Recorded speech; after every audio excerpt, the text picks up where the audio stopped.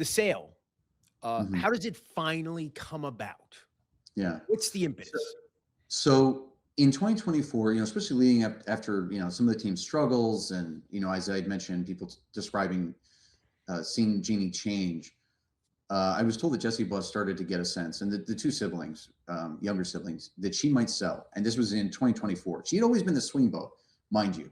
Some of the older siblings had wanted to sell for some time, but she was resistant, and without her vote, it wasn't going to happen. So in 2024, Joey and Jessie started to get the sense that she might sell. And what they did by the end of that year was started to think about a plan. What if we sell a minority share of the team? We could create an influx of cash for the older siblings, keep them happy. They don't have to wait, to cash to get the money that they feel they might not ever see or live to see. They could be able to take care of their family, so on. And we could keep the team in the family, which was our father's wishes. And they had been told at different points that that Jerry Buss wanted them to lead the Lakers for years, in the years ahead at some point. So they were wanting to kind of carry on their father's dream. So they were working behind the scenes, trying to get support from their siblings about a minority sale. And then, so we fast forward to 2025. These calls were taking place. They'd introduced proposals to different people. Johnny Buss told me about them and said he and Jim were on board. And then they were trying to set up a time to talk to Jeannie, and then they get notified that Mark Walter, has made an offer to buy a majority stake of the team, and that all the siblings had 72 hours to vote, and that Jeannie had said she was going to sell. Now, when Johnny first got the call about this, he assumed that potentially there was a majority sale happening in an effort to undercut Joey and Jessie's efforts to sell a minority share of the team. Ultimately, Jeannie, as I said, was along the swing vote. She voted, she agreed to sell. And once she told them that, it was basically over. The majority, the siblings voting to sell, that's what did it. So, and by the way, the vote was unanimous, 6-0. Even Joey and Jessie did ultimately agree to sell versus kind of putting up what ultimately would have only been a symbolic fight to vote against it. They were outnumbered 4-2. It wouldn't have made a difference. Right. So how much did they get? Each of the siblings, I'm told, after taxes, gets about $500 million. That's pretty good. I mean, if you consider what Dr. Buss paid for the team, I think it was 67.5, and everything else in the years ahead, like the valuations and whatnot, like it's an incredible return on investment for them. But one of the things that's kind of interesting, and I'd love your perspective on this, honestly, because different people have talked to me about this. Well, they all made so much money, like, shouldn't they be happy? And Johnny Buss brought this point up to me. He said, you would think under certain circumstances that everybody would be happy. Like, what more could you want? We're all set, more or less. And he said, but it's not that way. Like they were fired from their roles. For Joey and Jessie, the chance to try to carry on their father's dream was, in some ways, like the rug was pulled out from under them. And the bitterness, and there's been, plenty of bitterness in the years since, like it was the undercurrent throughout the sale, and feelings of betrayal, or I get into the story, were there potential violations of the family trust in terms of how this sale unfolded? So the money, bonuses that were paid out.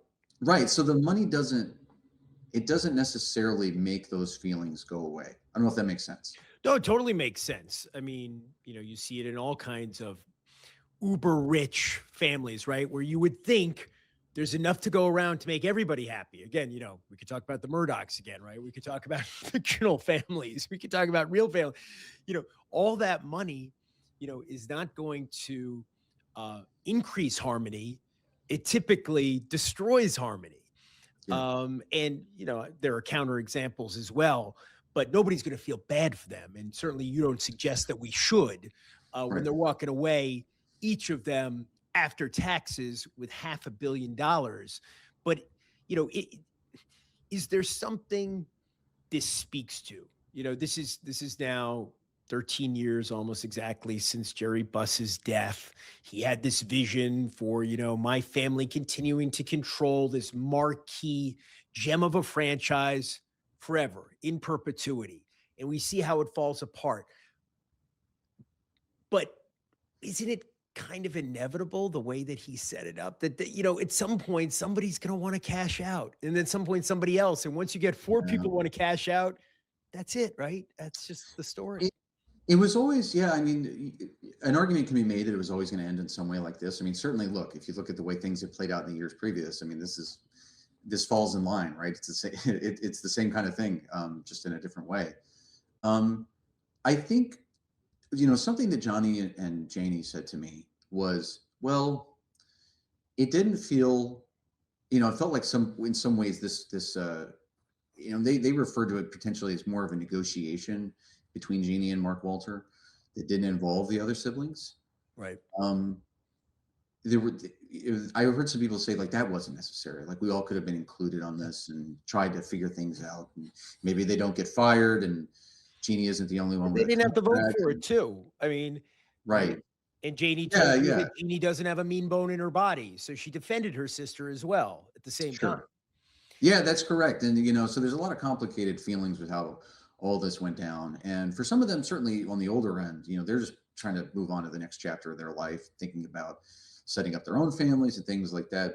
And Joey and Jesse have set up Bus Sports Capital, which is their own kind of venture to potentially invest in other sports properties and things like that. Now, interestingly enough, they're kind of boxed in a way because they're still, the family still owns 17% of the Lakers through the trust. And that figure is significant because per NBA rules, you still have to own 15% for somebody to remain governor. Jeannie is going to remain governor for the next she has a 5-year contract. And that means you do all the voting at the league meetings and that kind of stuff, right? I mean, yeah. So she'll be in that position. I don't know for how long, but the contract is for 5 years.